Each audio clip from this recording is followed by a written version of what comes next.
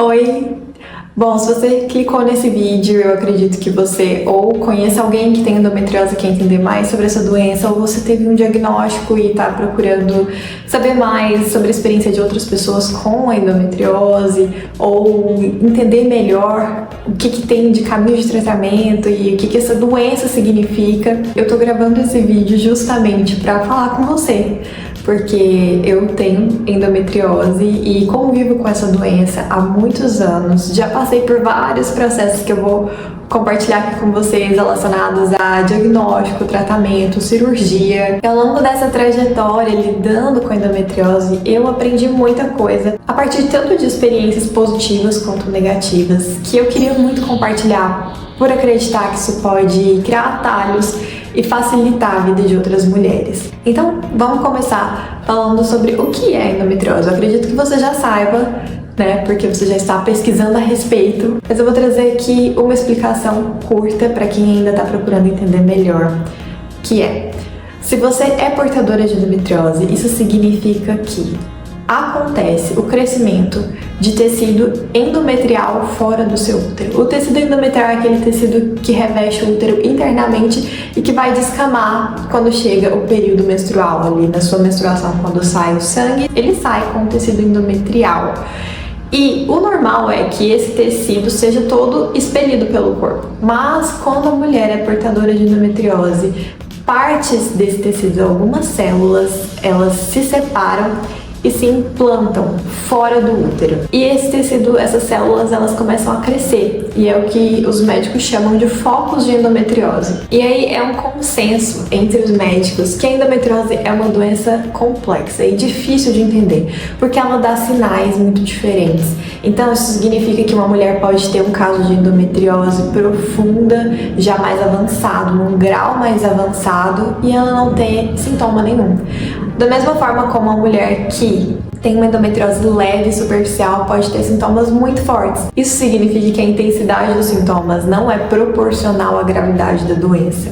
E ela pode se manifestar de várias formas, com sintomas diferentes, mas existem alguns sintomas que são assim mais recorrentes, que são a dor pélvica, as cólicas ali no período menstrual, que são cólicas muito intensas, às vezes dor para urinar ou evacuar, tanto no período menstrual quanto até fora desse período menstrual. E eu, pessoalmente, além das cólicas, sentia, antes de estar com a doença controlada, e eu vou falar um pouco mais sobre isso, eu sentia umas fisgadas. Era como se tivesse uma dor cortante, assim, na região pélvica e também no meu intestino. Cada caso é muito particular e a forma de experimentar a convivência com essa doença também é muito particular. Agora eu quero falar um pouco sobre o diagnóstico, a descoberta da endometriose, que pode ser muito assustadora, como foi pra mim, e pode ser um processo longo, como também foi pra mim. Como que aconteceu comigo a descoberta da doença, então? Eu tinha dores muito fortes no período menstrual. Quando eu era ali novinha, tinha lá pelos meus 17, 18 anos. Até então, até chegar nessa idade, eu tinha ciclos menstruais regulares, cólicas, mas nada muito intenso. Mas quando eu cheguei ali nessa fase dessa idade, eu comecei a sentir umas dores assim muito intensas. E eu comecei a sentir dores no intestino, no meu período menstrual, e eu comecei a ter diarreia.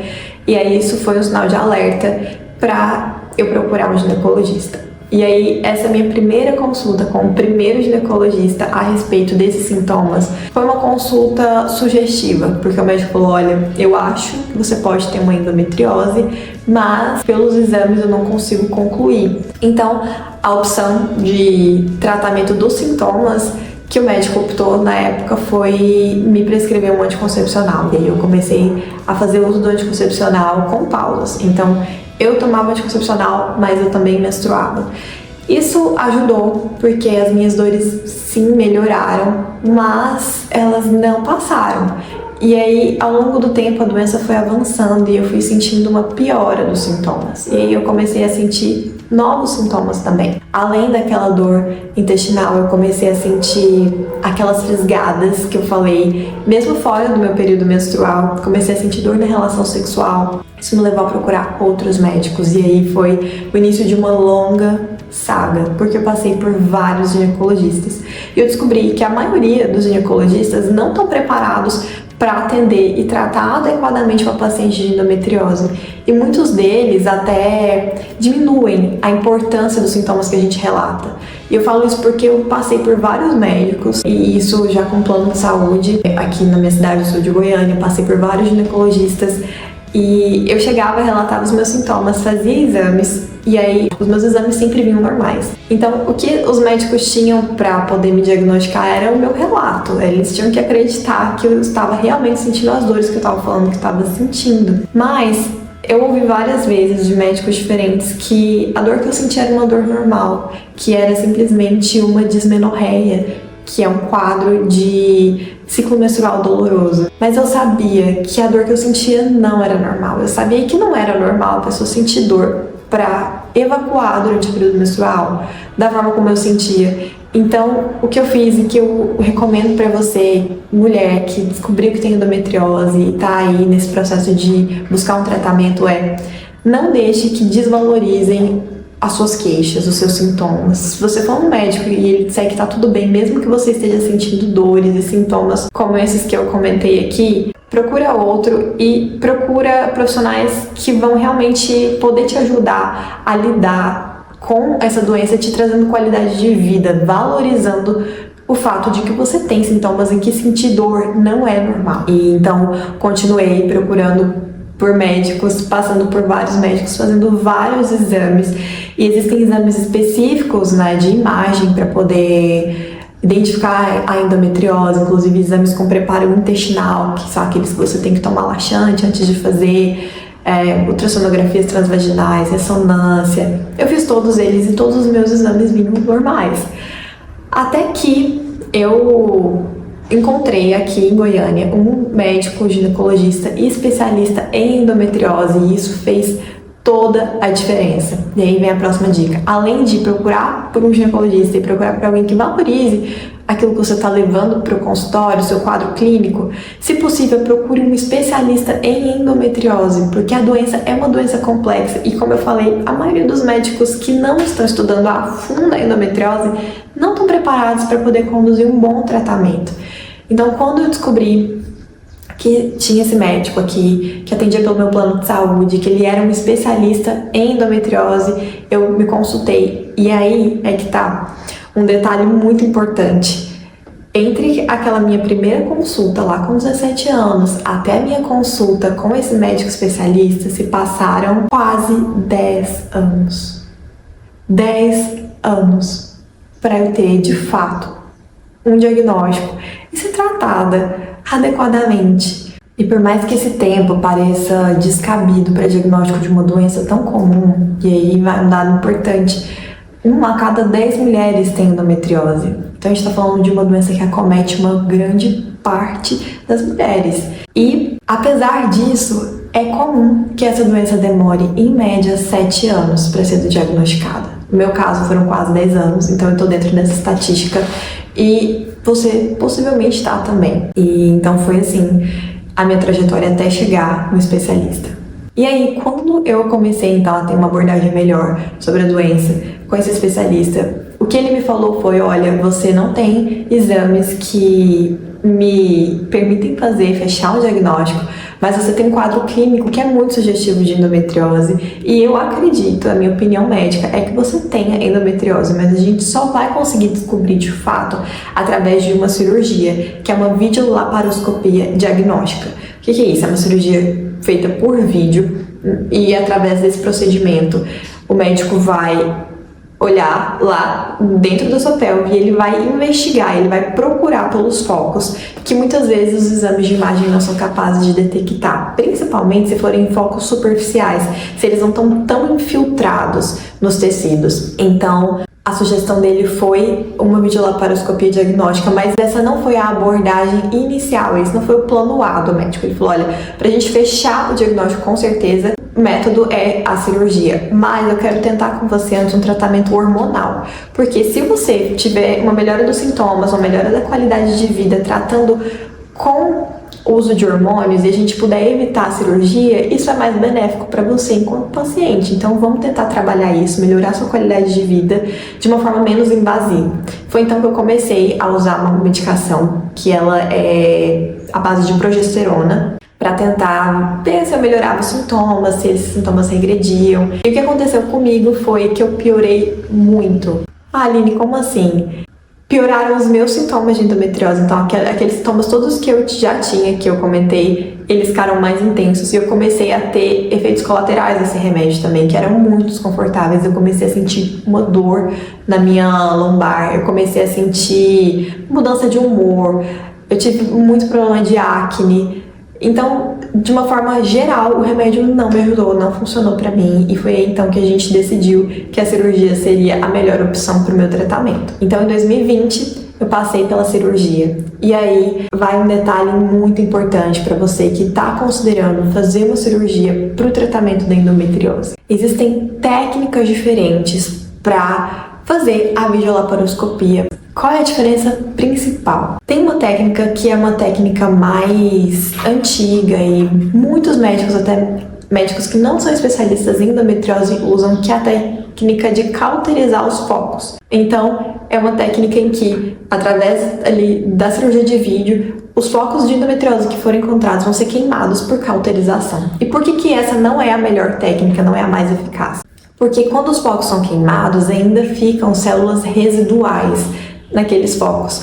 E por isso a taxa de recidiva desses focos, ou seja, a chance desses focos voltarem a crescer, é muito grande. E qual é a outra possibilidade, que foi a possibilidade que eu optei por fazer, por recomendação do meu médico? É a técnica de ressecção dos focos. Então, ao invés de queimar os focos, o médico vai cortar da forma mais profunda possível, como se ele estivesse ali retirando mesmo um tumor, apesar de que a endometriose não é uma doença tumoral, ela não é uma doença que causa risco de câncer, tá? Isso também é uma coisa importante. Mas ele vai cortar ali a margem daquele foco para tirar o máximo daquelas células possível. Eu não sou da área da saúde, então eu não tenho os melhores termos, mas fica com essas informações na sua cabeça para você procurar o seu médico, conversar a respeito disso e entender melhor, tá? E aí, essa técnica de ressecção é uma técnica que tem uma taxa de recidiva mais baixa. Isso significa que fazendo a cirurgia você vai estar curado da endometriose? Não. Infelizmente, a endometriose é uma doença que não tem cura.